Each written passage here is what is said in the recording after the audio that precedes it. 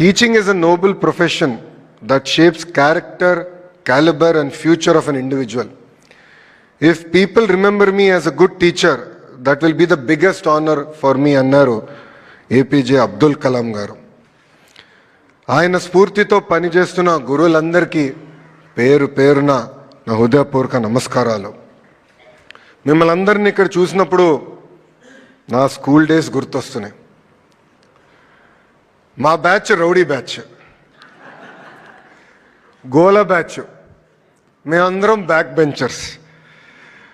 కానీ నేను back bench నుంచి స్టాన్ఫర్డ్ ఎట్లా వెళ్ళాలని మీ అందరికీ డౌట్ రావచ్చు. దానికి కారణం నా జీవితంలో గురువులు చూపించిన దారి. నా స్కూలింగ్ అంతా నేను హైదరాబాద్లో భారతీయ విద్యాభవన్లో చేశా. చెప్పే కదా మాది గోల బ్యాచ్ అని. మంజుల మేడం గారు అని ఉండేవారు.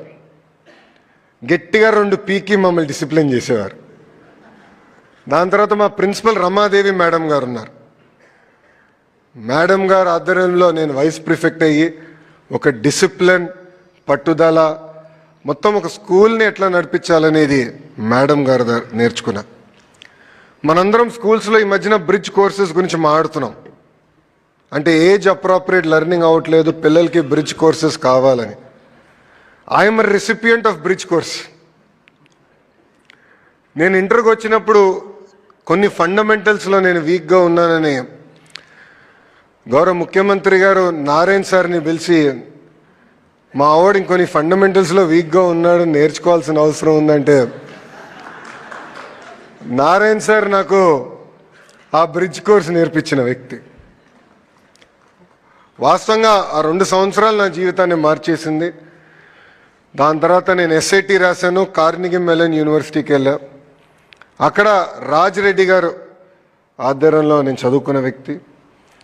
రాజిరెడ్డి గారు నాకు అయితే ఫస్ట్ సెమిస్టర్ బాగా గుర్తు, ఎందుకంటే మొదటిసారి ఇంటి నుంచి దూరంగా ఉన్నా. కనీసం టైంకి హెయిర్ కట్ కూడా చేయాలని నాకు తెలియలే, ఎందుకంటే ఇంట్లో ఉంటే అమ్మ చేయించేవారు అన్నీ. అలాంటిది రాజిరెడ్డి గారు క్రెడిట్ సిస్టమ్ అంటే ఏంటి, సెల్ఫ్ డిఫైన్డ్ మేజర్ అంటే ఏంటి మొత్తం నేర్పించి ఈరోజు నేను మీ ముందల ఒక విద్యాశాఖ మంత్రిగా నిలబడుతున్నానంటే దానికి కారణం ఈ నలుగురు అని ఈ సభాముఖం తెలియజేస్తున్నా. నేను మొదటగా గౌరవించేది మా తల్లి అవుతే, దాని తర్వాత ఉపాధ్యాయుల్ని.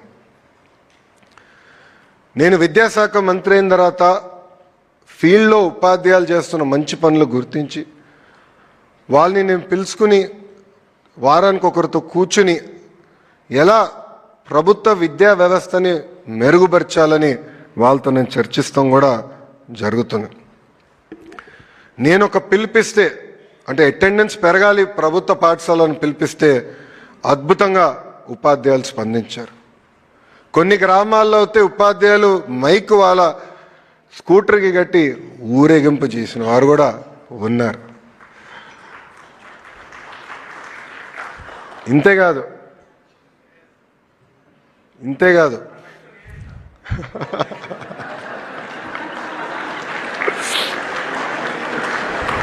గట్టిగా చప్పట్లు కొట్టాలండి, కష్టపడ్డారు. ఒక మహిళా టీచర్ ఒక విలేకరితో మాట్లాడుతూ, ఆ విలేకరి అడిగారు, పిల్లల్ని ఎందుకు ప్రభుత్వ పాఠశాలలో చేర్చాలంటే 0 ఇన్వెస్ట్మెంట్ హై రిటర్న్స్ అని చెప్పారు. ఆ విలేకరికి అర్థం అలా. ఏంటి సార్ కొంచెం ఎక్స్ప్లెయిన్ చేయండి మేడం అంటే, ప్రైవేట్ స్కూల్లో అయితే బ్యాగ్స్కి పుస్తకాలకి డబ్బులు కట్టాల్సిన అవసరం ఉంటుంది, కానీ మా ప్రభుత్వ పాఠశాల మొత్తం ప్రభుత్వమే మీ పిల్లల భవిష్యత్తు కోసం మీ ఖర్చు పెడుతుంది. అంతేకాకుండా అద్భుతమైన క్వాలిఫైడ్ టీచర్స్ మా దగ్గర ఉన్నారని కూడా మేడం గారు గర్వంగా చెప్పే పరిస్థితి.